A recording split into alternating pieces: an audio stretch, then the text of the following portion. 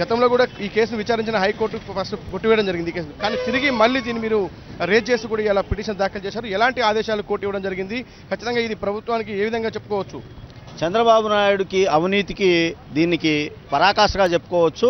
ఎందుకంటే ఎకరం సుమారు 7 కోట్ల రూపాయలు రిజిస్టర్డ్ వాల్యూ ఉంది అని చెప్పేసి సర్టిఫై చేస్తూ చెన్నైలో రెవెన్యూ అధికారులు సర్టిఫికెట్లు జారీ చేసినప్పటికీ, అంతేకాదు జాయింట్ కమిషనర్ ఎండోమెంట్స్ వారు ఏమంటే ఇది 7 కోట్ల రూపాయల ఎకరం ఉంది కాబట్టి దీన్ని ఆక్షన్లో తక్కువకి అమ్మొద్దు అని చెప్పేసి సాక్షాత్తు ఒక అధికారే గవర్నమెంట్కి రాసినప్పటికీ దాన్ని కూడా పక్కన పెడుతూ చంద్రబాబు నాయుడు తాను చేస్తున్నటువంటి అవినీతికి దేవుణ్ణి కూడా నేను లెక్క చేయను అన్న చందాన ఎకరం కేవలం 26 లక్షల రూపాయలకే అమ్మటం వెనుక మరి ప్రజలందరూ కూడా అర్థం చేసుకున్నారు చంద్రబాబు నాయుడు ఏ స్థాయిలో అవినీతిని చేస్తూ ఉన్నాడు, దేన్ని కూడా లెక్క చేయకుండా అనేది.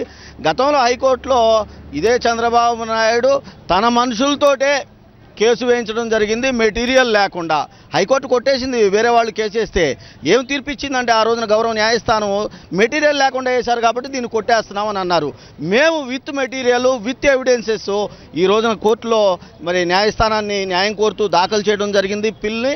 దాన్ని పరిగణలో తీసుకున్నటువంటి న్యాయస్థానం చాలా స్పష్టంగా 26 లక్షల రూపాయలకి ఎకరాన్ని అమ్మడం అనేది దారుణం కాబట్టి సేల్ సర్టిఫికెట్ మాత్రం మీరు ఎవరికి ఇష్యూ చేయవద్దు, కౌంటర్ని 2 వారాల్లో దాఖలు చేయమని చెప్పేసి ప్రభుత్వాన్ని చాలా స్పష్టంగా ఆదేశాలు జారీ చేయడం అని అంటే చంద్రబాబు నాయుడికి అదేవిధంగా దీంట్లో ఇన్వాల్వ్ అయినటువంటి తెలుగుదేశం ఎమ్మెల్యేలు మంత్రులు మొత్తానికి కూడా చెంపదెబ్బగా దీన్ని భావించాలి. ఇప్పటికైనా నేను ఒకటే కోరుకుంటా ఉన్నాను, అయ్యా ఇది ఎవరో పెద్దలు మహానుభావులు రాజా వాసిరెడ్డి వారసులు పేద బ్రాహ్మణులు చదువుకోవాలి, దేవుడికి ధూపదీప నైవేద్యాల కింద సుమారు 400 పైచిలకు ఎకరాలు ఇస్తే అది అన్యాక్రాంతం అయిపోయి ఇప్పటికీ 80 ఎకరాలే మిగిలింది, 83, 84 ఎకరాలు మిగిలింది. దీన్నైనా సరే ఆ దేవుడికి ఏ ఉద్దేశంతో అయితే పెద్దలు గతంలో ఇచ్చారో ఆ ఉద్దేశాన్ని కాపాడటానికి వాడాల్సిందే తప్ప ఈ స్థలాన్ని సుమారు 1200 కోట్ల రూపాయలు లూటీ చేస్తా తన కొడుకు తన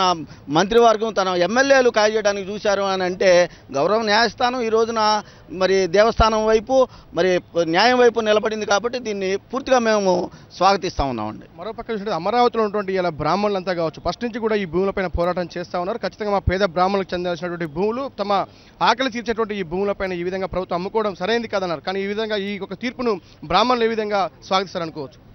ఖచ్చితంగా మంచిగా స్వాగతిస్తారండి. ఎందుకంటే అన్యాయం పెచ్చిరిల్లిపోతూ ఉంది, అధర్మం విపరీతంగా పెరిగిపోతూ ఉంది. చంద్రబాబు నాయుడు లాంటి దుర్మార్గులు రాబోయే రోజుల్లో వస్తారు.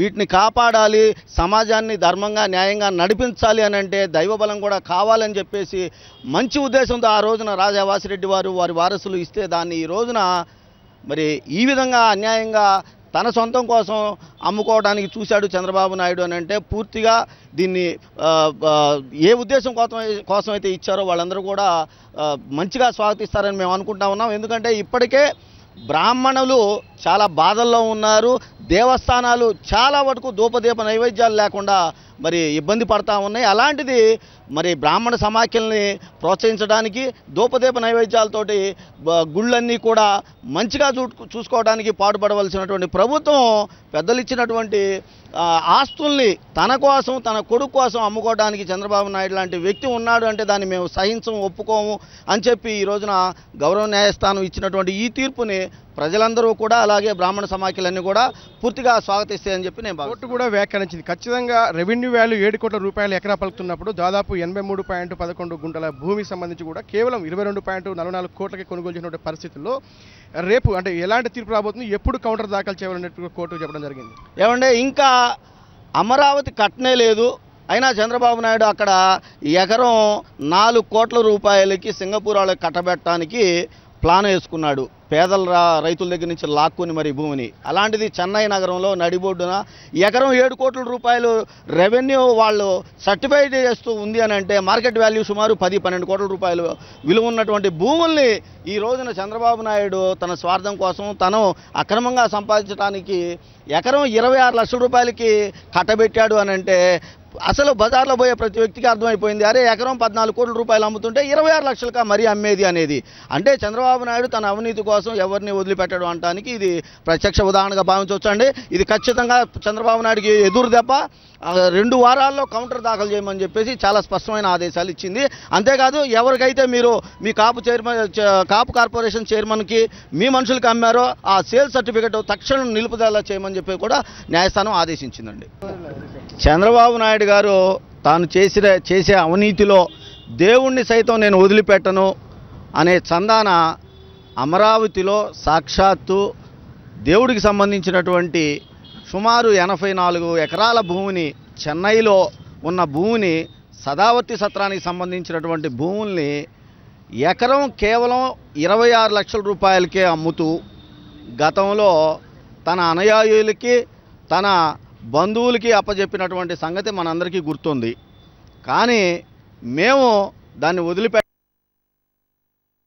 చాలా స్పష్టంగా గవర్నమెంట్ రేటు అంటే రిజిస్టర్డ్ వాల్యూనే అదే చెన్నైలో ఎకరం 7 కోట్ల రూపాయలు ఉందంటూ రెవెన్యూ అధికారులు సర్టిఫై చేస్తూ ఉంటే, అంటే రిజిస్టర్డ్ వాల్యూ 7 కోట్లు ఎకరం ఉంది అని అంటే ప్రైవేటు మార్కెట్ వాల్యూ సుమారు 10-12 కోట్ల రూపాయలు అక్కడ ఎకరం ధర పలుకుతూ ఉంటే చంద్రబాబు నాయుడు దాన్ని కేవలం 26 లక్షల రూపాయలకే తన చుట్టాలకి అప్పగించడంలో ఉన్నటువంటి ఆంతర్యాన్ని మేము వెలుగులోకి తీసుకొచ్చే విధంగా గౌరవ న్యాయస్థానాన్ని ఈ రోజున ఆశ్రయించడం, న్యాయస్థానం మా యొక్క పిల్ని పరిగణలోకి తీసుకొని ఖచ్చితంగా దీంట్లో అక్రమాలు జరిగినాయి, అందుకనే 26 లక్షల రూపాయలకే మరి ఎకరాన్ని అమ్మటం జరిగింది అని మేము చెప్పిన దాన్ని పరిగణలో తీసుకొని ఎవరికైతే మీరు అమ్మారో అంటే చంద్రబాబు నాయుడు ప్రభుత్వం అమ్మిందో దాన్ని తక్షణం నిలుపుదల చేస్తూ సేల్ సర్టిఫికెట్ ఇష్యూ చేయడానికి వీలు లేదని చెబుతూ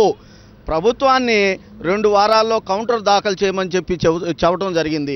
ఎంత గౌరవప్రదంగా, ఎంత న్యాయంగా, ఎంత ధర్మంగా ఈ రోజున ఈ తీర్పు వచ్చిందనంటే ఇప్పటికైనా చంద్రబాబు నాయుడు తాను చేస్తున్నటువంటి అవినీతిలో దేవుణ్ణి సైతం వదిలిపెట్టను అనే దాన్ని కూడా వదిలేసి పరిపాలన మీద దృష్టి పెట్టి ప్రజలకు మేలు చేయవలసిందిగా కోరుతా ఉన్నాం. లేని పక్షంలో ఖచ్చితంగా వైఎస్ఆర్ కాంగ్రెస్ పార్టీ జగన్మోహన్ రెడ్డి గారి నాయకత్వంలో ప్రజల పక్షాన చంద్రబాబు నాయుడు చేసే ప్రతి ఒక్క అవినీతి పని కూడా మేము అడ్డుకొని తీరుతామని చెప్పేసి ఈ సందర్భంగా తెలియజేస్తా ఉన్నాం.